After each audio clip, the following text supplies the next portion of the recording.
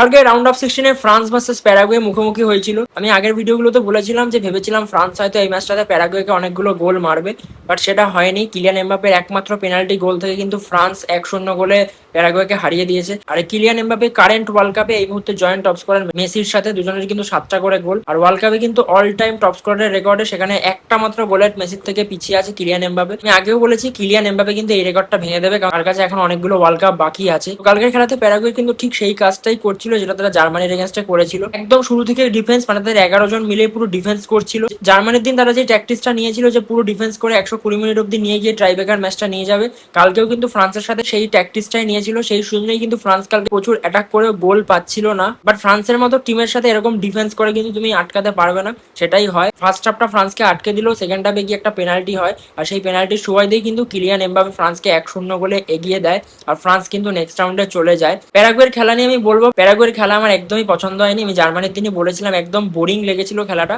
কালকেও কিন্তু সেম, প্যারাগুয়ের এরকম ডিফেন্স মানে কোনো অ্যাপ্রোচই নেই যে অ্যাটাক করবো গোল করবো। এখান দিনে ছোট টিমগুলো যেরকম করতো 120 মিনিট ডিফেন্স করে যাবো, তারপর টাই ব্রেকারে নিয়ে যাবো, বাট সেটাই করেছে, বাট সেটা তারা সাকসেস পায়নি কালকে। যাই হোক, ফ্রান্স কিন্তু কোয়ার্টার ফাইনালে চলে গেল, আর কোয়ার্টার ফাইনালে তাদের প্রতিপক্ষ মরক্কো। 2022-এর ওয়ার্ল্ড কাপ সেমিফাইনালে ফ্রান্স ভার্সেস মরক্কো সেমিফাইনাল হয়েছিল, আর এবারে কিন্তু কোয়ার্টার ফাইনালে তারা মুখোমুখি হচ্ছে। একটা রুদ্ধশ্বাস ম্যাচ হবে, বাট আমি অ্যাজ এ টিম কিন্তু ফ্রান্সকে মরক্কোর থেকে এগিয়ে রাখবো। France versus Morocco quarter final ম্যাচটার জন্য কিন্তু সবাই অপেক্ষা করবো।